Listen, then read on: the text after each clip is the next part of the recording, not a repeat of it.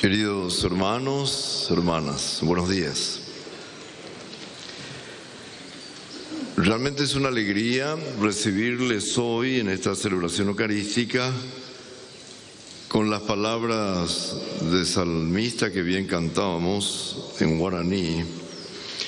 Bendito el que viene en el nombre del Señor, los bendecimos desde la casa del Señor, Él los ilumina. Den gracias al Señor porque es bueno, porque es eterna su misericordia. Esta es la puerta del Señor, los justos entrarán por ella. Te doy gracias porque me escuchaste y fuiste mi salvación.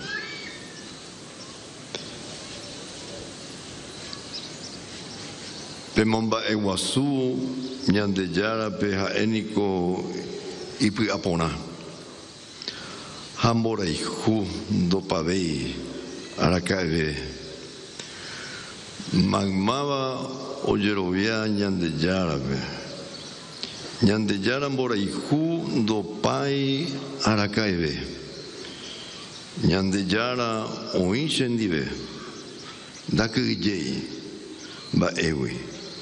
Mapi goyapota shereje baebe. Ahí ponete ahí con oración dirigida a Él, reconociendo la grandeza del Señor. Y esta es la casa del Señor y por su puerta entrarán los justos, dice el salmista.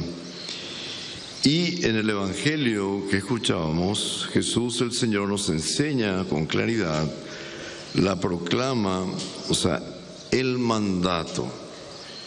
En la vida uniformada se dice el santo y seña para entrar en la casa del Señor. Hacer la voluntad del Padre, escuchando sus palabras y poniéndola en prácticas. O sea, para merecer entrar en el corazón de Dios. Ya no basta ritualísticamente decir Señor, Señor. Se necesita algo más. Y podríamos preguntarnos, ¿y cuál es la voluntad del Padre y de qué manera podemos saber si la estamos cumpliendo? Escuchar la palabra de su Hijo Jesucristo y ponerla en práctica. Y es el mismo Señor el que nos indica el mensaje central de su enseñanza. Es como las dos vías que nos da el Señor para caminar el tren de nuestras vidas. La ley, los profetas y la esencia del reino que Él vino a realizar es el mandamiento del amor. Cuando le preguntan a Jesús cuál es el principal mandamiento, el más importante, y Él responde: amarás al Señor tu Dios con todo tu corazón y con toda tu alma y con toda tu mente, y amarás a tu prójimo como a ti mismo. De estos dos mandamientos depende toda la ley y los profetas, como leemos en Mateo 22. Ejaihu tupañan de yara, pende pu aitewive, ne angaruawe, ae ejaihu de la pichape, de Yehaihuhaisha, ama al otro como a ti mismo. Cuae mocoi mandamientos. Iñi importante y tereiva. Todos los mandamientos, preceptos, doctrinas se derivan y responden al mandamiento del amor que se realiza en este amor, en el amor al prójimo, porque nadie puede decir que ama a Dios a quien no ve, sino ama a su hermano que está a su lado, a quien sí le ve, nos vemos, al prójimo. Quien afirma amar a Dios, pero ignora, odia o perjudica al hermano que tiene al lado, es un mentiroso. Pea y Yapú de Abba. Cuando se le pregunta a Jesús quién es mi prójimo, y él pone como ejemplo la actitud del buen samaritano, el que ve a la persona herida, abandonada, al costado del camino y se ocupa de sus heridas, de su dolor, de su vida. Se encarga de él. Neña encargata. Ñaña encargata, ñandayo. Del que sin conocerlo, sin ser su amigo, su cuate, sin ser su valle, ni desde su religión, lo vio necesitado, lo asistió, no lo ignoró, no pasó de largo como otros. No todo el que dice Señor, Señor entrará en el reino de los cielos, sino el que hace la voluntad del Padre. En este sentido, en el contexto de la fiesta de nuestra Madre María Santísima, cantó su experiencia de vida. La Virgen del Silencio canta, y canta su magnífica, lo que Dios ha hecho en ella, las grandes cosas que ha mirado. El Señor ha tenido una mirada muy especial en su corazón humilde, y Dios tiene predilección por los pequeños, por los vulnerables, por los pobres, necesitados. El amor al prójimo debe traducirse en escuchar y atender el clamor de los pobres. El mismo Jesús nació en Belén, en la oscuridad de una cuna, para llenarnos de la riqueza de la fe. La luz nace en esa oscuridad y en todas las oscuridades que podamos imaginar, para que podamos resplandecer también ese amor y la riqueza que Jesús ha venido a traernos. Desde ese lugar oscuro y pobre ha nacido la mayor riqueza. No escuchar el clamor de los pobres para su liberación, asistencia y su promoción humana integral nos sitúa fuera de la voluntad del Padre y de su proyecto. El magisterio social de la Iglesia también nos dice que entre los pobres más abandonados y maltratados está también nuestra deprimida y devastada tierra, nuestra casa común que clama por el daño que le provocamos a causa de su uso irresponsable por la codicia de unos pobres, pocos, el maltrato y el abuso de los bienes de la naturaleza y sus efectos como las sequías o las inundaciones profundiza el sufrimiento de los más vulnerables, de los pobres, y proyecta un futuro incierto para las próximas generaciones. En Mateo 25 Jesús se identifica con los pequeños. Podríamos decir pequeños, los niños, los jóvenes, los necesitados, con los que pasan hambre, con el que no tiene techo ni trabajo, está desnudo de toda protección, con el que está enfermo, no puede acceder al costo de un tratamiento o de los medicamentos, con el que está hacinado y olvidado en las cárceles.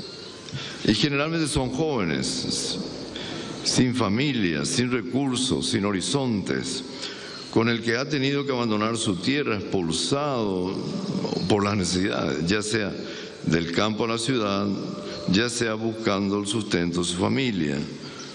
Y muchos lo buscan en otros lugares, fuera de su terruño. Dios tiene predilección por los pobres, pero no quiere que permanezcan en esa condición. Y ahí sí deberíamos todos ayudarnos. Los excluidos, descartados de una vida digna y plena. Por eso que el amor de Dios debe concretarse en la caridad, no como una limosna, sino como un derecho a la vida digna y a la promoción humana integral. Esto será posible en una sociedad más justa y equitativa, con oportunidades de acceso a servicios básicos fundamentales como la salud, la educación, la calidad de empleo, vivienda digna, desarrollo en sus capacidades para aportar al desarrollo de su familia y del país. Una sociedad que no excluye ni margina a los indígenas, sino que los respeta y los apoya en sus tradiciones y que puedan vivir seguros en sus territorios de siempre, ancestrales. Una sociedad que contribuya a que las familias campesinas, los pequeños productores, accedan a la propiedad de la tierra con políticas públicas para el arraigo en sus comunidades. Las necesidades son muchas y los recursos son escasos.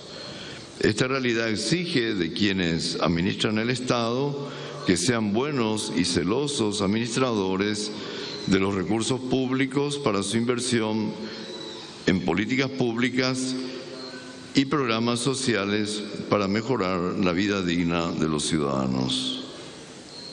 Y en eso estamos encaminándonos. Por eso la corrupción pública y privada es inadmisible y se constituye en un grave pecado personal. No se puede decir Señor, Señor y robar los recursos públicos que condenan a cientos de miles a una vida desmejorada e indigna de su condición humana. La Iglesia, por el Adviento, estamos iniciando un año litúrgico que nos invita a prepararnos para recordar el nacimiento del Hijo de Dios. Pero también nos señala un tiempo de conversión, de vigilia y preparación, porque no sabemos ni el día ni la hora en que el Señor vendrá con toda su gloria para el juicio final, o hasta cuándo estaremos peregrinando sobre esta tierra. Todos, en realidad todos. Y ese es un tiempo de vigilia, pero también es de conversión. Todos necesitamos de conversión. Cuando llegue ese momento seremos examinados y juzgados por cuanto hemos amado a Dios y al prójimo. La Iglesia nos convoca para el 2025 para celebrar el jubileo, el gran jubileo, con el lema Peregrinos de la Esperanza. Y juntos, queridos hermanos, hermanas, juntos podemos. No tengamos miedo de trabajar por la esperanza, que es mucho más que simplemente un optimismo, sino que es trabajar también para que la fe en el único Señor, en quien queremos cimentar nuestra vida, o sea, construir nuestra vida sobre aquel que nos fortalecerá. Necesitamos organizar la esperanza para superar o achicar las situaciones de profunda inequidad social. Para ello será necesario proponernos seriamente trabajar con perseverancia en todos los ámbitos y niveles de la sociedad paraguaya para rehacer el tejido social y moral de la nación, que es un proyecto y deseo y anhelo que tenemos desde hace años en el Paraguay. Rehacer el tejido social y moral. Queridos hermanos, hermanas de las Fuerzas Armadas y de la Policía Nacional, nosotros sabemos de su capacidad de sacrificio, de disciplina, de lealtad y de honor. En ustedes, hermanos y hermanas, ciframos una gran esperanza, pues tienen como misión la seguridad, el bienestar y la paz en nuestro país. Vivimos tiempos y situaciones difíciles, les alentamos a enfrentarlos con integridad y con alto sentido de patriotismo, honrando la memoria de sus camaradas que han entregado su vida en el cumplimiento de su misión. Oramos por los caídos en servicio, por ustedes, por sus familias, tanto de la Policía Nacional como de la vida militar, y les alentamos con las palabras del profeta Isaías, quien nos dice: tenemos una ciudad fuerte, ha puesto para salvarla murallas y baluartes. Su ánimo está firme y mantiene la paz, porque confía en ti. Confiad siempre en el Señor, porque el Señor es la roca perpetua. La esperanza no defrauda, dice San Pablo. Esa esperanza se fundamenta en la confianza en el Señor. Él es la roca firme, en la que cimentamos la paz y de la que ustedes son colaboradores en primera línea. Y también me refiero a todos, laicos, laicas, personas de bien que vienen de todas partes a este monte para llenarse de la fuerza de la fe y con mucho sacrificio, sabiendo de que el Señor no defrauda. También hablo a mis sacerdotes de la Arquidiócesis y la Santísima Asunción y a todos los fieles, al pueblo de Dios de la Arquidiócesis de Asunción y a todo el pueblo de Dios, también del Obispado de las Fuerzas Armadas y la Policía Nacional, que son los uniformados, y sus familias, a quien realmente agradecemos, a los sacerdotes, los diáconos, a la vida consagrada, también por su entrega incondicional a seguir sembrando la buena semilla del Evangelio. Invoco sobre usted y sus familias la bendición de Dios y rogamos a Santa María, Madre de Dios, la Virgen de los Milagros de Cacupé, que les acompañe, nos acompañe y nos proteja siempre. Dios te salve María, llena de gracia.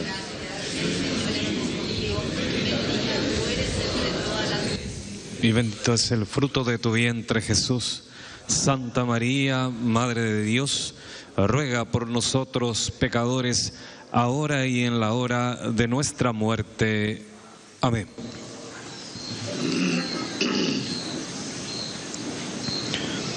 Y nos dirigimos a Dios nuestro Padre en esta espera de la venida del Señor. Imploramos con insistencia su misericordia, para que así como vino a dar la buena noticia a los pobres y a curar los corazones afligidos, conceda la salvación a todos los que la necesitan.